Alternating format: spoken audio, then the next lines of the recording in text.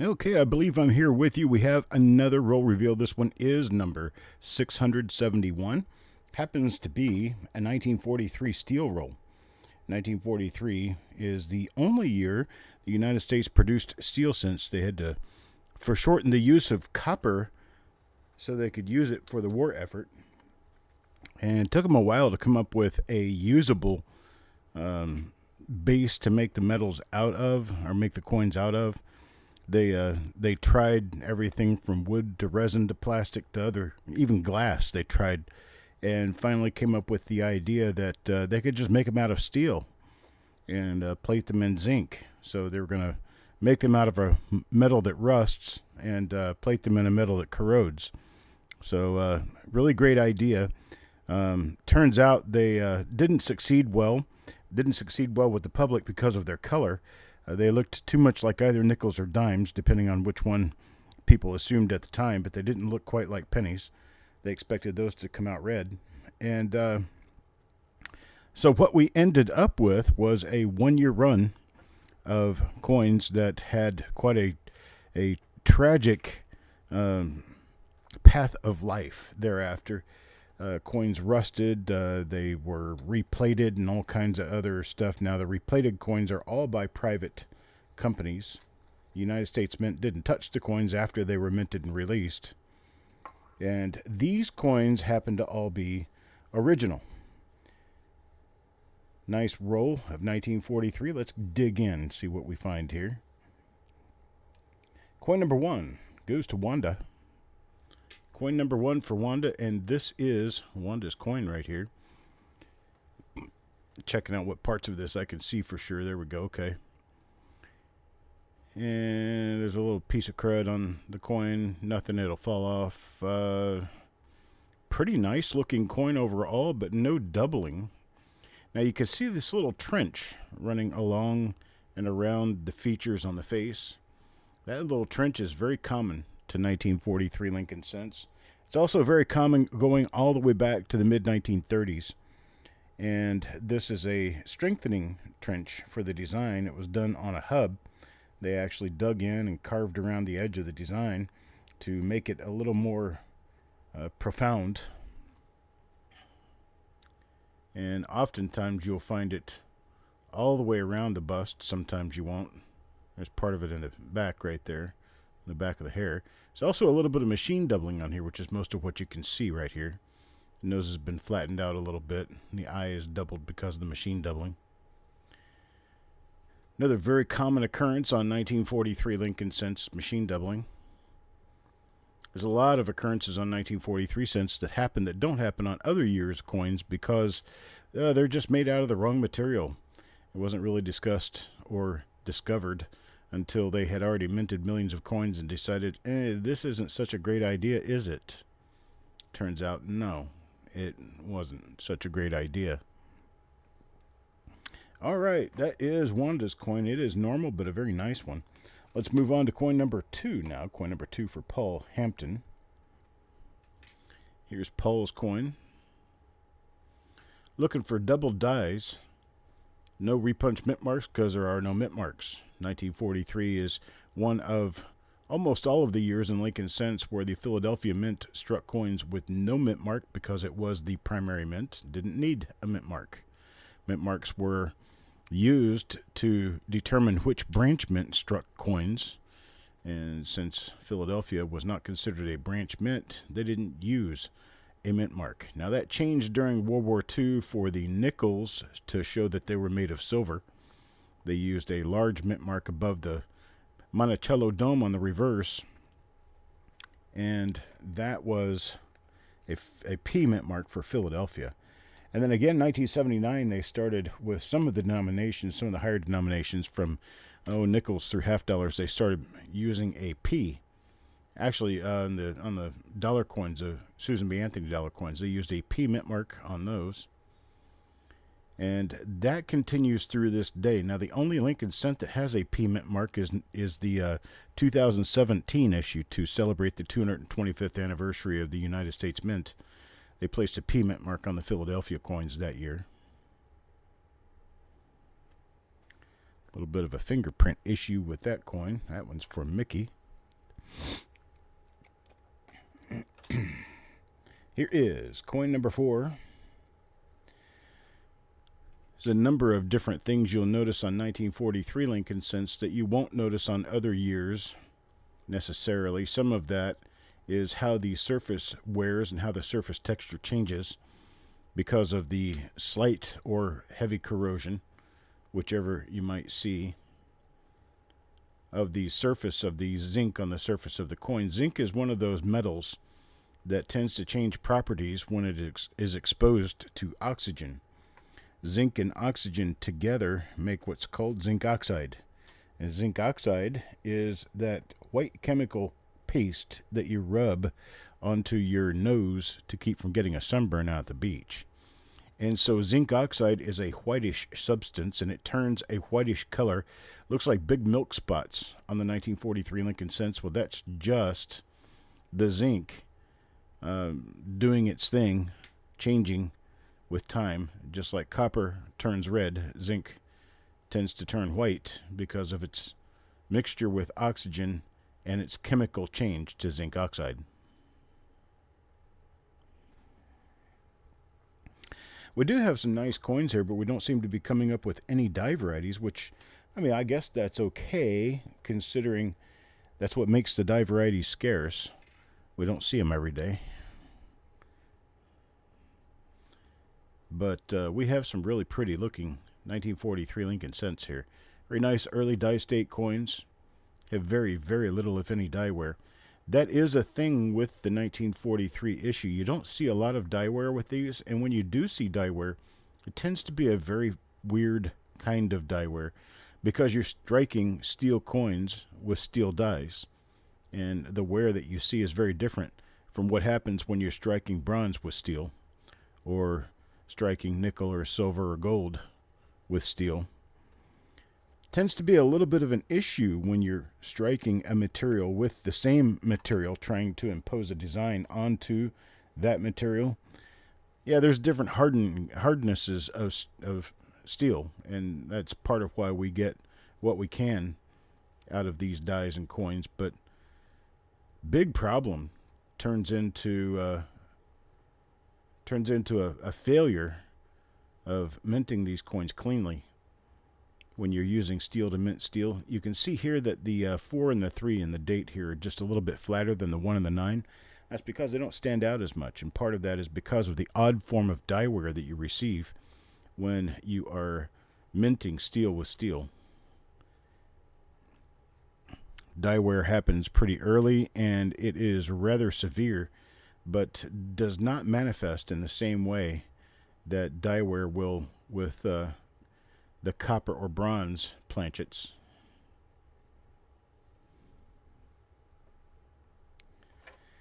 Up through coin number 7, still have nothing here.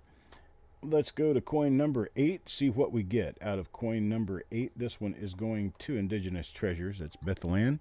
This one has just a little haze of that white stuff on it that I was talking about on the reverse. Give you a good history lesson as to what you're looking at.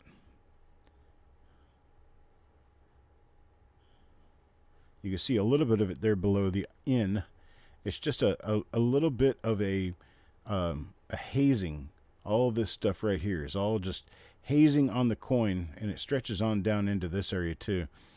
And it comes from the zinc plating on the Lincoln cent being exposed to and reacting with oxygen.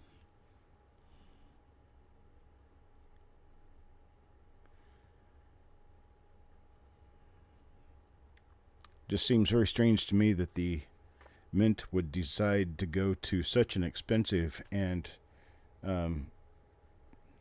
problem-filled series of events in minting Lincoln cents out of a different material, when if they had just continued with the copper in the first place and just lowered the mintage, they probably could have gotten by, and would have been a lot easier for them to go through the process of minting coins during troubled times in the war if they hadn't been experimenting with stuff that ultimately was not going to work out well.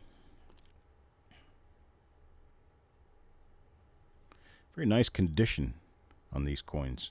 I'm looking at between 65 and 66 for many of them. An MS64 in this is going to be a dull coin, usually kind of a dull coin. Well, here's one right here, dull and spotty. This one's a 63.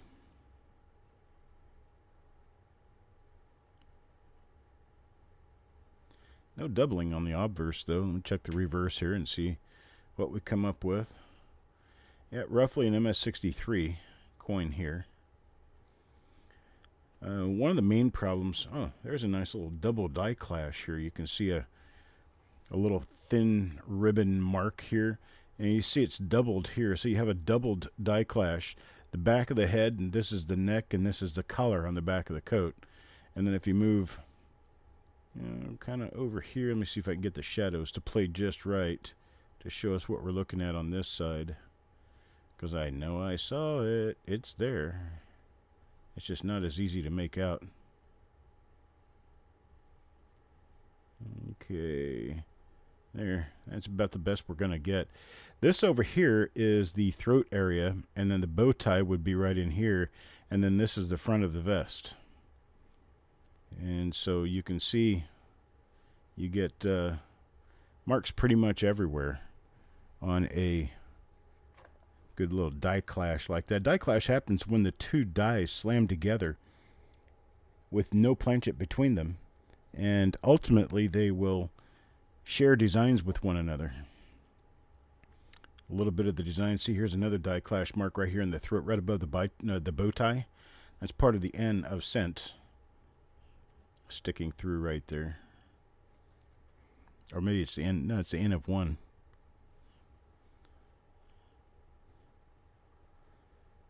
Sometimes you can see clash marks in other areas.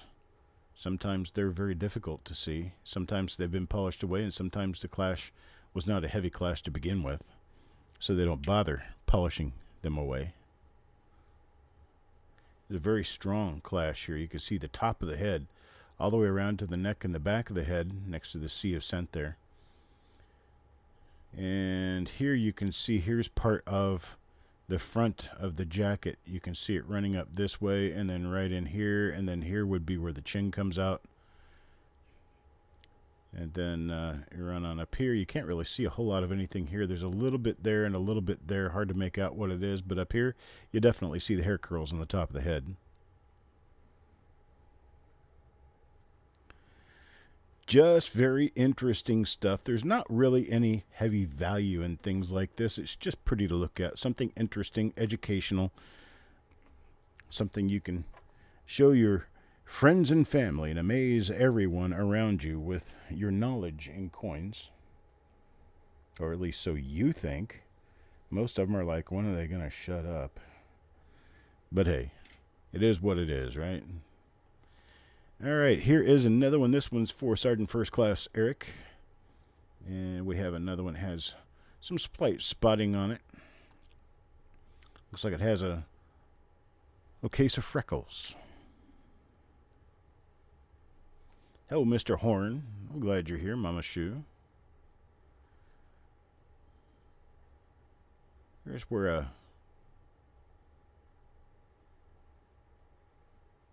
let's see. I'm not 100% sure exactly what this is, but it has to do with the die itself. This is not something on the coin. This is on the die. So the surface of the die was actually beginning to rip off.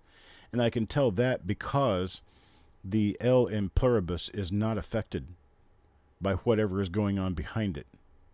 So it's kind of like a struck through. But if you notice, it's sunken in on the coin, so it's standing out on the die. So it had to have been some sort of a rip of surface or something stuck to the die. So it could be a struck through. One thing I can tell you for sure, it's common. It happens a lot in 1943. 1943 is one of your years, actually about the only year, where you're going to find all kinds of strange and odd things going on the surface of the coin, both sides. That sort of thing just happens when you start striking steel with steel. Okay, here is a great example of how machine doubling does not always show up on everything. Machine doubling can show up very sporadically on a coin. Got a few things going on here. You can see it on the nose and the front of the lip and the front of the chin, but you can also see it on the bow tie down there and on the 9 of the date. Only on the 9 of the date. That's not hub doubling, that is machine doubling.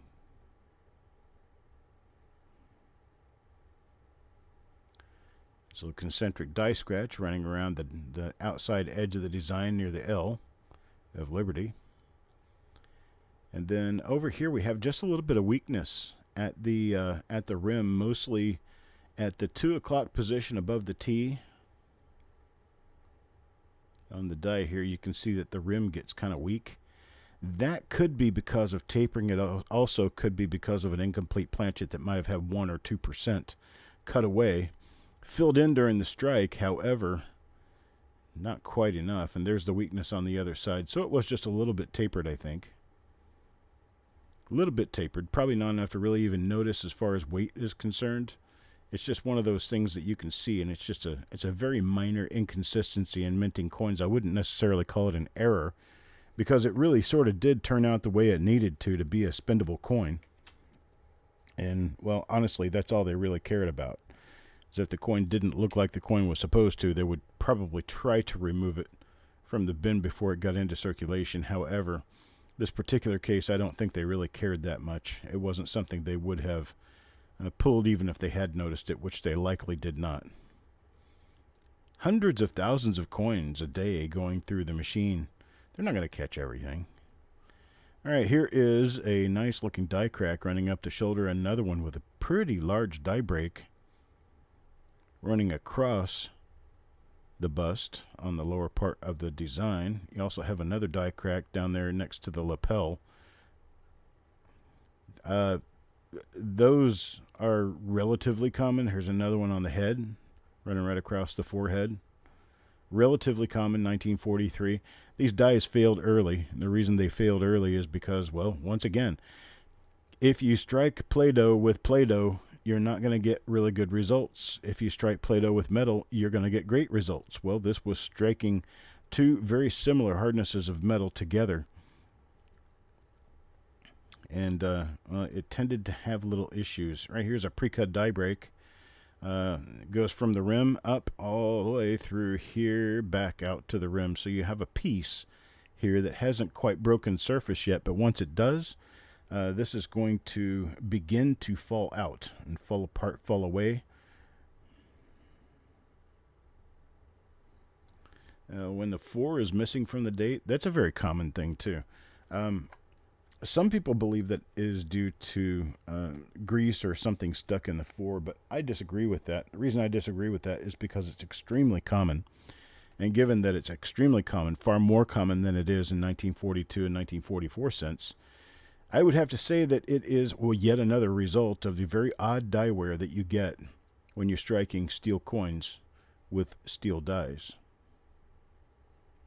Why would anybody think you should get good results in striking a soft steel with a hard steel?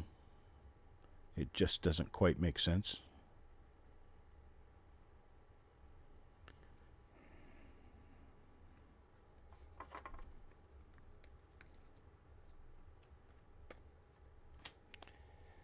Well, and the other problem with the steel, of course, is that, well, it rusts. It rusts quite quickly in rain, wetness, or you lose it in the grass, you pick it back up, and it's already got rust on it after a week or less. Here's a doubled eyelid for you. You can see the doubling inside the cavity of the eye area on the obverse here. Let me get my lighting down here a little bit more so that we've got a little more direct shine on what's going on. Hang on just a second. Let me get this taken care of.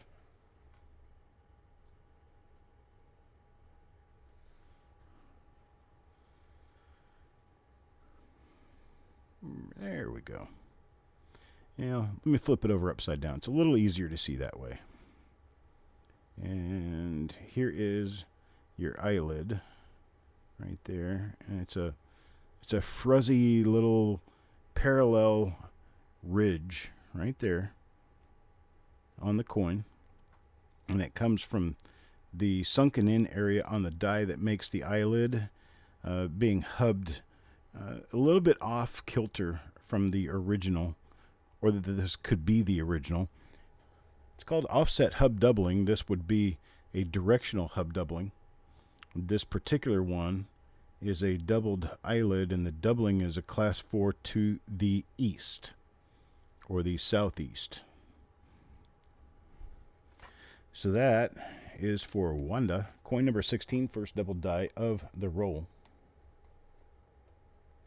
Now Carl. One for Carl here. Let's see what we get for Carl. Let me back out a little bit again. I don't like being too close to the coin when I'm looking at it initially. All right. And there's a lot of the fuzzy weirdo stuff that goes on with these that I tend not to even mention, just because it's so common on these coins. You're going to see it pretty constantly. Constantly, consistently, everywhere, all over. Little die cracks, little die chips, other little things that point out the fact that these are very imperfect coins. And they are. They're steel pennies, folks. Steel pennies are not something that's going to take very well, because we're not minting them with titanium dies. If we were, that would have been a lot better for these, but we're minting them with steel dies. Not a great idea. You can see that some of these here and there will have just a little bit of a color. It's like a slight brownish color, brownish reddish color. That is the rust beginning to develop on the coin. It's like right there at the 1943, just below the date. You can see that there's a slight color to this. That's a slight change in the overall texture of the surface on the coin. See, Paula asked me to ask you about that on Frosty's live stream this morning, about to send photos to live Q&A. Okay, yeah. The missing fours on 1943 Lincoln cents are extremely common, especially on the San Francisco Mint.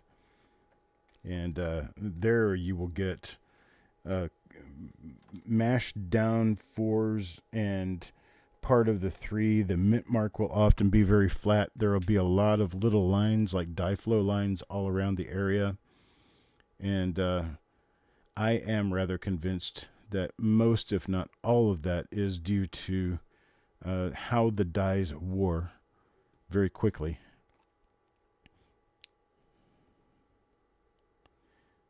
With use, striking steel coins.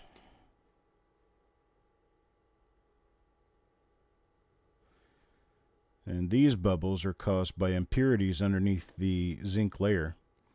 And these impurities underneath the zinc layer bubble up. It's a lot like the zinc cents and how the copper bubbles up.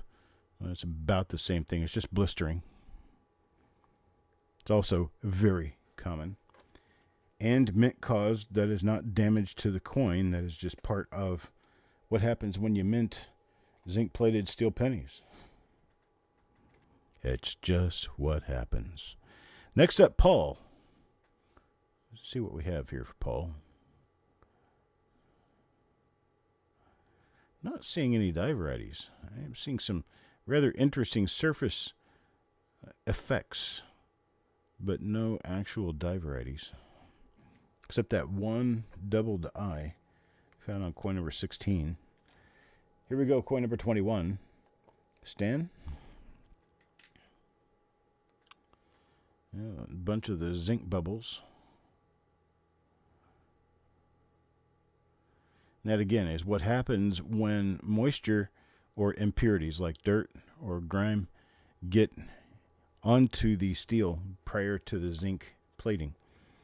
Once you get the zinc plating on there, that moisture starts reacting with the zinc and it expands and it causes a bubble. And if that happens 1,000 little tiny times all over the surface of a coin, you end up with a coin that has warts. Little bubbles everywhere. This one's turned kind of drab because of the zinc exposed to the air and moisture. Look at the reverse on these once in a while. Here's our full head. We've seen this die before. It's a full head die clash. That one was for Mr. Rizak. And here we go with Crispy.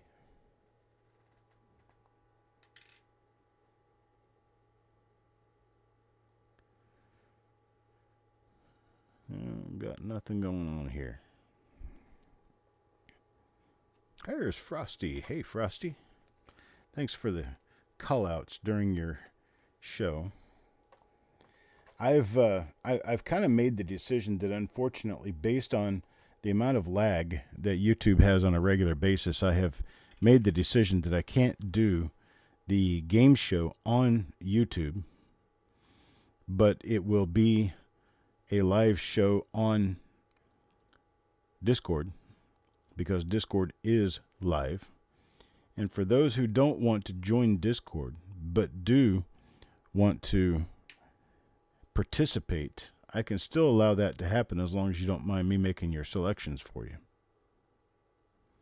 I've generally got a pretty decent batting average with doing that, but if you want that, you can email me at cd@coppercoins.com.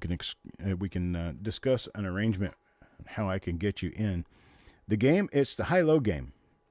And what we do with that is I have a bunch of proof coins and a bunch of wheat pennies and other things like that, and I pull a coin out of the box. You see the date on the coin. You have to guess whether the next coin in the box, the date is higher or lower than the coin that you can see. And as long as you guess correctly, you keep picking coins.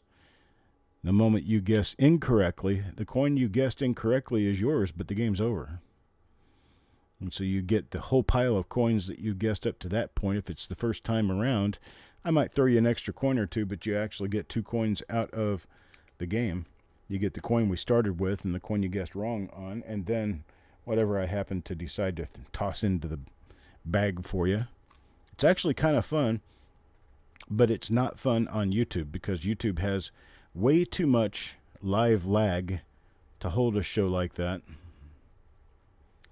So I've decided that it's not a good idea on YouTube, but we can do it on Discord. And I will announce at the auction or otherwise when we are going to have the next live game show game. It's going to come up here probably another week or two. I'm going to give it a rest for a little while.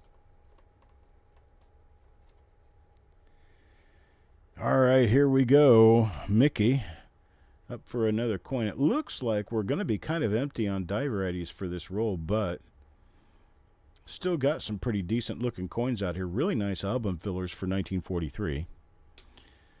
Next roll coming up is going to be a 1950S. I have rolls scheduled all afternoon today.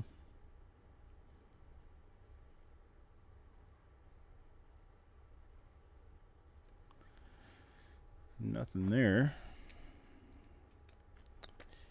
So for those who have been on Facebook and read some of the posts that I have written over the last couple of days, I have finally decided that I am done with Facebook altogether.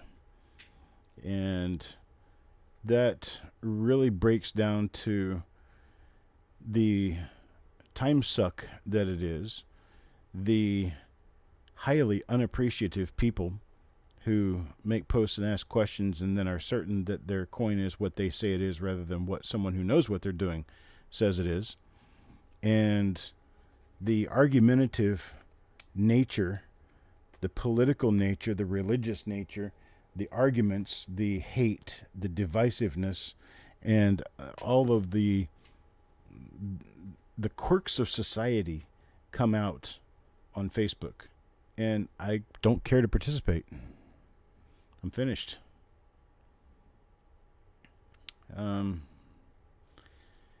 Never have I actually noticed a thread of any kind on online posting board or anything to that effect cause the kind of stress that Facebook costs. It's one of those things that I just don't care to participate in. Some who have read that thought and have sent me messages to the effect that I'm sinking again. Everybody here knows that I have mental issues that cause me to sink at times, and when I do sink, I usually sink, meaning sink like to the bottom of the ocean sink. I will disappear for a week or 2 weeks or 3 weeks or sometimes up to 2 months, and it really destroys a lot of my fun in life. But I end up coming back from it and end up re-participating again. But this is not one of those things. This is just a final farewell to that which does nothing but cause a lot of bad discussions, a lot of arguments, a lot of things that I just simply don't enjoy. Don't want to be around it, and I'm kind of done. So I'm keeping Messenger. I am still reachable through Messenger. If I don't happen to be Facebook friends with you, when you send your first Messenger message, I will have to... Wait a minute, what did I just do? I just put Sissy's coin in Mickey's holder. Let's do it this way. Okay, that coin was for Sissy. I had 2 pulled by accident. Now we're going to do Mickey. And...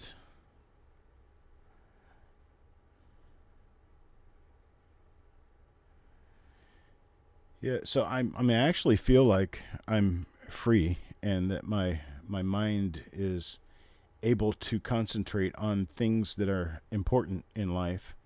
And I have shoved my Facebook account off to the side, logged out, and I do not intend on going back. But if you do need to reach me, I definitely have my email, cd@coppercoins.com, pretty easy to remember.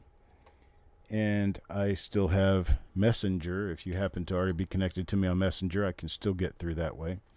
Don't have Facebook, but I do have Messenger. And that looks like it could have been a doubled eyelid, but it's a little far away, a little small, a little sharp and strong. It looks more like a die gouge to me. So I'm going to lean that direction with this one. It is. Facebook had... At first, it was just annoying, the coin stuff. When you go in, you try to answer somebody's question on coins, and somebody else barges in saying that they're highly experienced and you're totally wrong and blah, blah, blah. And it's like, really, really, dude, I'm not even here to talk to you. I'm here to teach someone else, and you can excuse yourself now. And then it got into where even friends and family members, people I like, are obsessed with posting about political stuff. About how bad the other person is. And I tell you what, I can't stand watching the commercials on TV that are all about, hi, my name is Bob Jones, and the guy I'm running against is an asshole and an idiot. And you don't want to vote for him because he did this, and he did this, and he did this. So vote for me, and I approve this message. Approve what message? All you're doing is telling people how bad the other person is. You're not telling anybody how good you are. So I'm kind of done with that too. And that tends to be pretty much all that happens with regard to the political world on Facebook. There's nothing good. It's all bad. It's all mudslinging. It's all negative. It's all complaining. It's all arguing. It's all bickering. And I am done. So I'll probably go through this 1 or 2 more times to explain to other people who were not able to attend this show and will be at other shows and are concerned about my existence on Facebook dwindling away. You won't miss me. Promise you. I'll be here doing my thing. I'll be on Discord. I'll be in other places. I will not be on Facebook.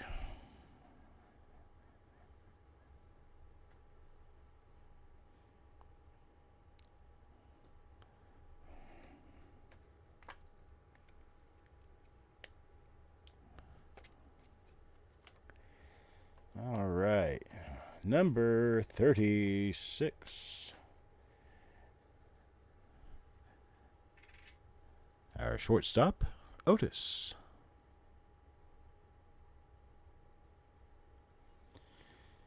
Hey, well, it appears to me that this one's going to turn out being a roll full of rather normal coins, which, don't despair.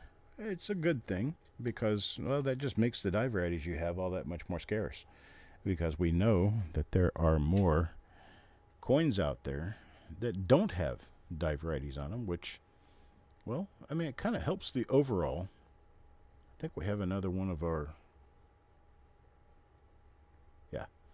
another one of our doubled eyelids there. Let me get a good, okay, I got a good marker for it. 3 parallel die scratches to the left of the one. That helps. So we got number 16 and number 37 are these, but we may have others out there. Let's check Taco John. See what Taco John says. Taco John appears to have a normal coin here. But we'll look on both sides just to try to help the odds. Big dent in the coin.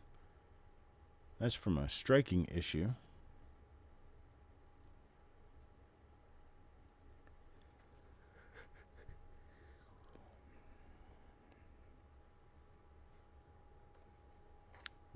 Yeah.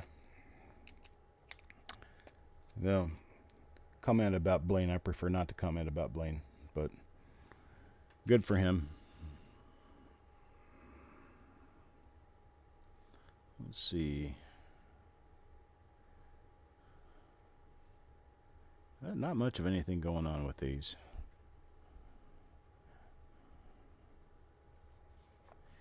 Matthew Merriman, good day, sir. Got Eric now. Eric Maith. And have a bit of a die clash going on here. But other than that, I don't see anything.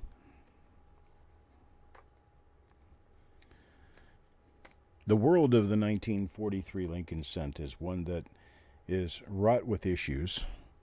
And looking through rolls of BU examples can get kind of expensive because these rolls generally sell for north of $75 a roll, sometimes $100 to $125 a roll, depending on where you get them from and whether or not they're original. But sometimes the coins have reacted to the environment and are not very nice. And sometimes they have been kept pretty well and are doing quite well, like these coins. But very often, their strike, the dies, or the strike itself has caused issues of one form or another on the coins. And they tend to not be as pretty as some other coins could be. Now, having said that, there are also a large number of rolls that came out very well minted, very well stored, and when they're opened, people find a plethora of very nice 67, 68 quality coins in them, and they get those graded. Well, there have been a number of them graded at this point, to the point that actually MS-67 1943 Lincoln Cents are kind of common. And they're worth a decent amount, but they're not anywhere near as valuable as you may expect, them being a one-year type and everything.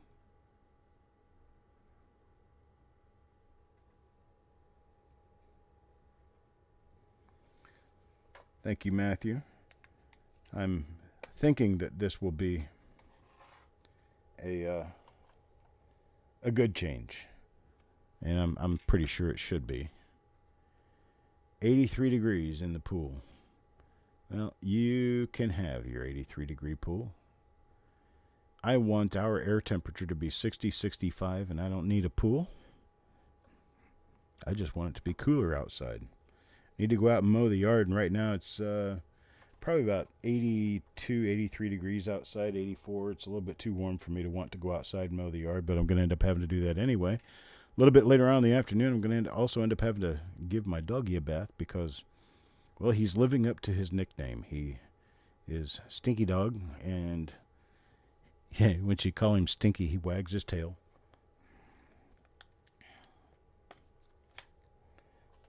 Just enjoys it. Yeah, I'm going to have to move the front and the back. Good thing for me, though, it's only 82, 84 degrees outside. It's not really bad. And I use a riding mower, so yeah. I'm kind of lazy. Actually, it's efficient. It's a little bit wider than your typical push mower, and it's, well, easier. I like to say it's more consistent. That's just my excuse. And I'm sticking to it. All right.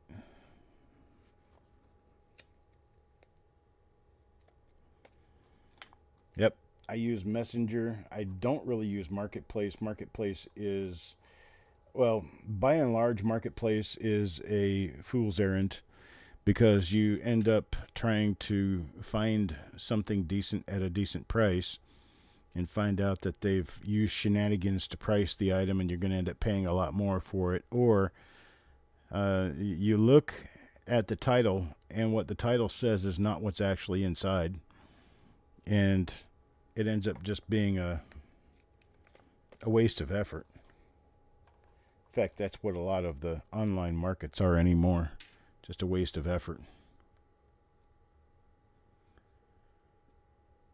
And then that has negatively affected the offline market where you go to antique stores or go to yard sales or something like that to try to find some bargains to enjoy. And it turns out that they have one price marked on it and they charge you a different price or something like that. And people have no shame about that anymore. Used to be, at least the last time I ran a yard sale, when something would be sitting in a box I didn't really want to sell, and somebody picked it up and they were all starry-eyed about getting it, I'm like, yeah, okay, whatever. Here you go. Sold a cell phone, a suction cup cell phone holder for a car, and didn't want to. And it was sold because, well, my wife stuck it in the box. She didn't know I was using it, and it got sold. Yeah, I missed that thing for months after that. Well, we have two examples so far. I'm saying so far because it's very possible we could run into this again some other time when we're looking at the roll and looking through trying to find what we missed. But there's two doubled eyelids, number 16, number 37. Those went to Wanda and Stan. And so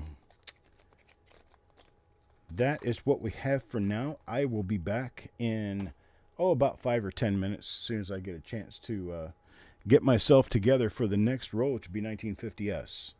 Let's go back out in the lobby, find the roll reveal, number 672. Go in there and wait for me there, and I'll see you in just a few minutes. Talk to you later.